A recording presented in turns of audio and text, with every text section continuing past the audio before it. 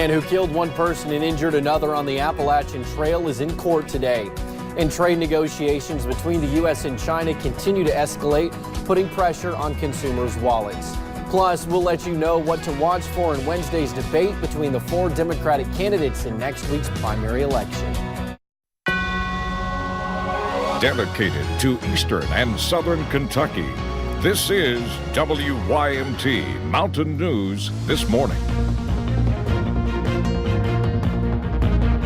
Good morning. It is 5:32 on Monday, May the 13th. I'm Will Puckett. Thank you for tuning in to Mountain News This Morning. Well, yesterday, some of you most likely saw some rain at some point in the day, but overall it wasn't a terrible Mother's Day. Let's bring Brandon in this morning to see what we're to expect on this Monday. And Brandon, a little bit of rain, but overall what we were looking at last week, it wasn't too bad. Exactly, and cooler temperatures, so it was nice to be outside, as you mentioned yesterday. Finished a book on the porch, but this morning, kind of icky out there. Let's take a look at what's going on. We start up on top of Whitesburg Pine Mountain there on US 119. The rain has brought a little bit of fog in this morning there, so be careful of that. Visibility a little bit lower in some locations. 8 miles in Jackson Hazard and Williamsburg, 7 there in Pikeville. Live pinpoint Doppler radar. Quick tour into southwest Virginia, where the heaviest bands of rain are falling right now. Also some back up toward Breathitt and Perry counties. Temperatures in the 50s pretty much area wide, and we're only going to get into the low 60s today, so not a lot of movement as cloud cover mixes with just a little bit of sunshine and maybe a chance for a scattered shower as well.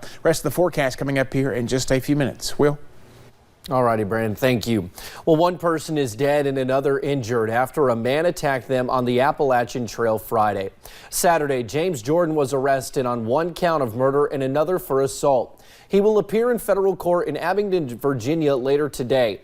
Larry Riddle, the owner of a hostel along the Appalachian Trail, says violence is not common, but that Jordan had shown warning signs. This guy had been in trouble a month or so ago down in Tennessee and then North Carolina, I assume, and where he'd been threatening, and there's been warning signs. Those warning signs include assault charges in Unicoi County, Tennessee last month after threatening other hikers with a knife, pleading guilty to criminal impersonation, among other charges. He received probation and fines for that incident, but ended up back on the trails, leaving hikers shocked that he ended up killing one of their own. 6 people were killed Sunday during Mass at a Catholic church in Burkina Faso, according to state media. A priest and 5 others in the northern city of Doblo were killed by gunfire before the attackers set fire to the church and surrounding area. No further information has been released about potential injuries and damages at this time. A man died and a woman was injured in a shootout near a Trump resort in the Miami area Sunday. According to witnesses, the shooting began when 2 groups of rival rappers started arguing outside the Trump International Beach Resort in Sunny Isles Beach, leading to gunfire. Someone who knows the man who was killed says he was not involved in the shooting, but got caught in the crossfire. A 19-year-old woman was taken to a hospital in unknown condition.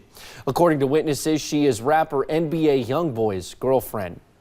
A Georgia police officer was shot and killed while approaching a vehicle Saturday night. Savannah police say 2 officers, including Sergeant Kelvin Ansari, were following up on a previous robbery call when both officers and the suspect were hurt in a resulting shootout and taken to the hospital.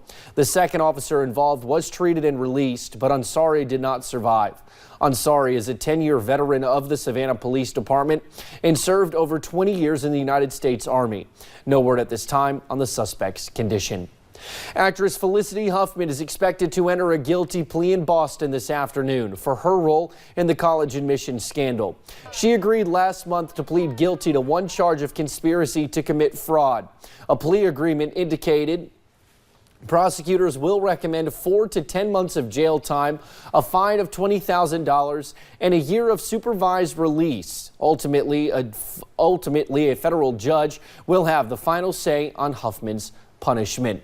Let's head to Rockcastle County here at home now, where 2 people were arrested for giving alcohol to people who were underage. Police in Brodhead say Shania Roundtree and Douglas Herring, who are both 20, supplied alcoholic beverages at a party Saturday. The 2 were taken to the Rockcastle Detention Center and were charged with unlawful transaction with a minor.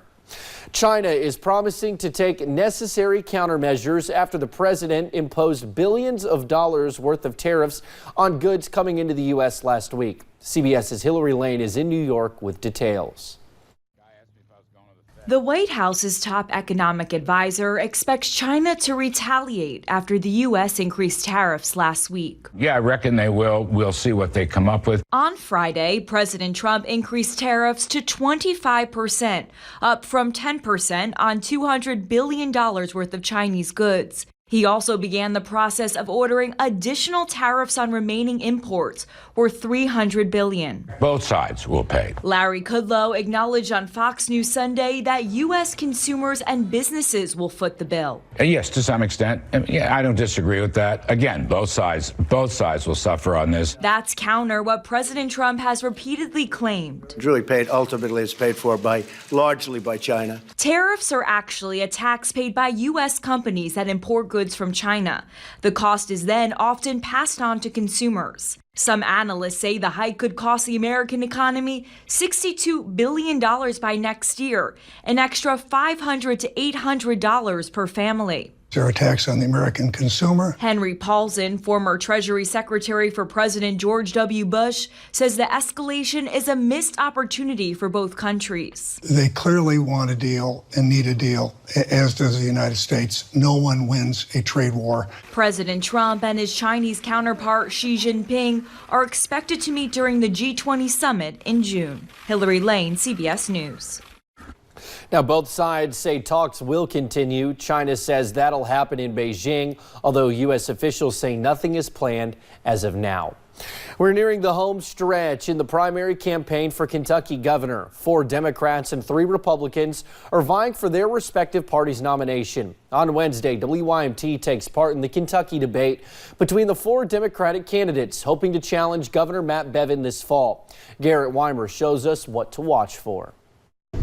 Even as things ramp up in the final full week before the primary, you can still hear from the Democratic candidates at the Kentucky debate at UK.